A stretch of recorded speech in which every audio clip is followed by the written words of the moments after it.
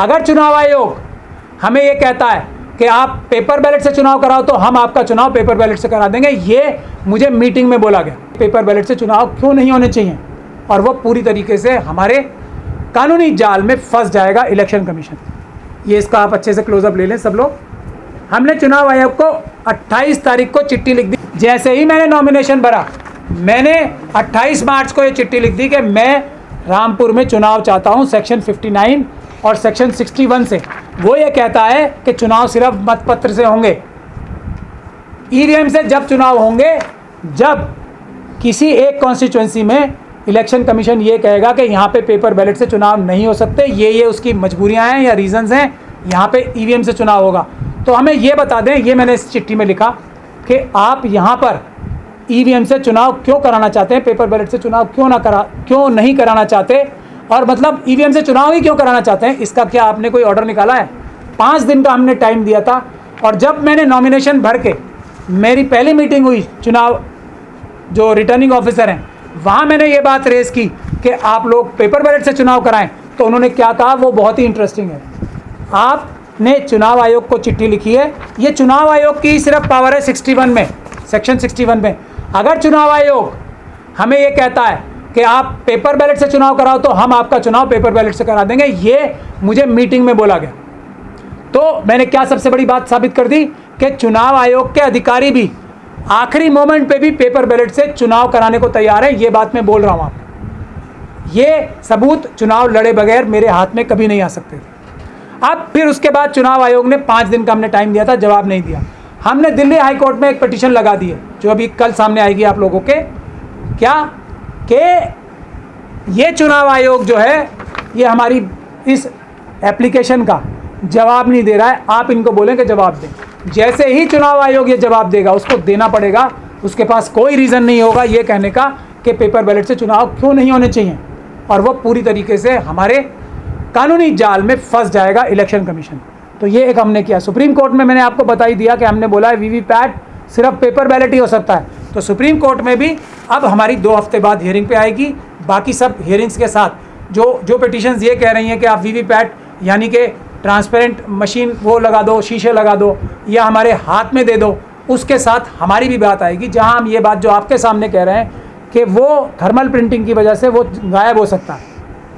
तो इसीलिए safest method है, कानूनी मेथड है, आप पेपर बैलेट से चुनाव कराओ। ये भी हमने लगा दी है। और उसके बाद मैंने जो अपने रिटर्निंग ऑफिसर्स हैं उन्हें दूसरी चिट्ठी भी लिख दी है। ये सब काम मैं इसलिए भी कर रहा हूँ कि मुझसे सीख के 543 की 543 कॉन्स्टिट्यूएंसीज़ में हर एक कैंडिडेट यही प्रोसीजर इख्तियार करे। इसीलिए हमने फर्स्ट फेज़ का इलेक्शन चुना था कि सबको हम सिखा दें कैसे ईवीएम में के अंदर घुस के भी ईवीएम को हराया जा सकता है और ईवीएम द्वारा हुआ चुनाव निरस्त भी कराया जा सकता है। क्योंकि इतने ज़्यादा सबूत हम इकट्ठे कर लेंगे कि चुनाव के बाद भी 543 की 543 सीटों पे ये चुनाव निरस्त हो जाएंगे। मेरा ऐसा भी दावा है।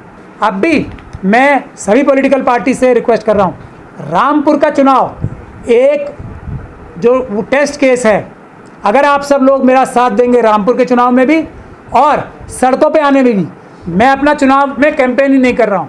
मैंने बिल्कुल साफ कर दिया है वहाँ की जनता से, मैं कैंपेन करने नहीं आऊँगा। क्योंकि आज भी एक बहुत बड़ी साजिश के तहत समझ लीजिए आप, मथुरा मस्जिद में यादवों के बीच में और मुस्लिम कम्युनिटी के बीच में लड़ाई कराने के लिए पिटीशन चल रही है, जिसके लिए मुझे भाग के यहाँ आना पड़ा। नहीं तो इतनी ये भी हो सकता है कि मथुरा में भी, मथुरा की शाही ईदगाह मस्जिद में भी कोर्ट ये ऑर्डर कर दे। इतना दबाव बन रहा है, रोज़ पिटीशंस लग रही हैं कि वहाँ पे जो हिंदू पक्ष है उसको पूजा करने की इजाज़त मिल जाए।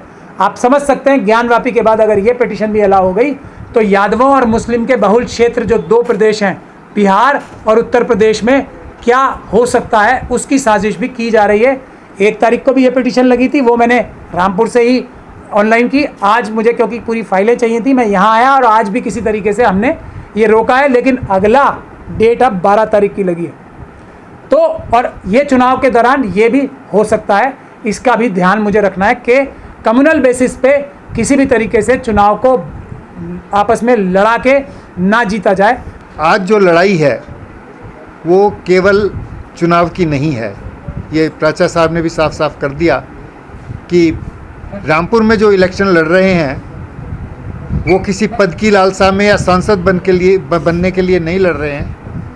वो एक तरह से इन भारत के आम चुनावों की ट्रांसपेरेंसी, पारदर्शिता और उनकी शुचिता जिसे हम कहते हैं, उसकी लड़ाई लड़ रहे हैं। इनकी जो ये लड़ाई है, ये केवल इनकी, हमारी या पॉलिटिकल पार्टीज़ की लड़ाई नहीं है, ये सारी भारतीय जनता की लड़ाई है। आप लोगों की अभिव्यक्ति की स्वतंत्रता की लड़ाई है। और इसलिए मेरा तो आपसे यही अनुरोध होगा कि आप इस बात को अधिक से अधिक लोगों तक पहुंचाएं। एज इंडिपेंडेंट मीडिया ये आप लोगों की जिम्मेदारी बनती है, क्योंकि जो जिसे हम मेन स्ट्रीम मीडिया कहते हैं वो तो इसको कवर ही नहीं करता है। तो ये आप लोगों के कंधों पे इस बात की जिम्मेदारी है कि आप इसको अधिक से अधिक प्रचारित करें। सदस्य हैं, हर फील्ड से हैं, उसमें ब्यूरोक्रेसी के रिटायर्ड लोग भी हैं, पत्रकार भी हैं, समाज सेवी भी हैं, अन्य संगठनों के लोग भी हैं। हम लोग चुनाव प्रक्रिया की पारदर्शिता यानी ट्रांसपेरेंसी के लिए एक लंबी लड़ाई लड़ते आए हैं पिछले 5 साल में। प्राचा साहब भी हमारे सहयोगी रहे हैं उसमें, और भी बहुत से लोग सहयोग कर रहे हैं।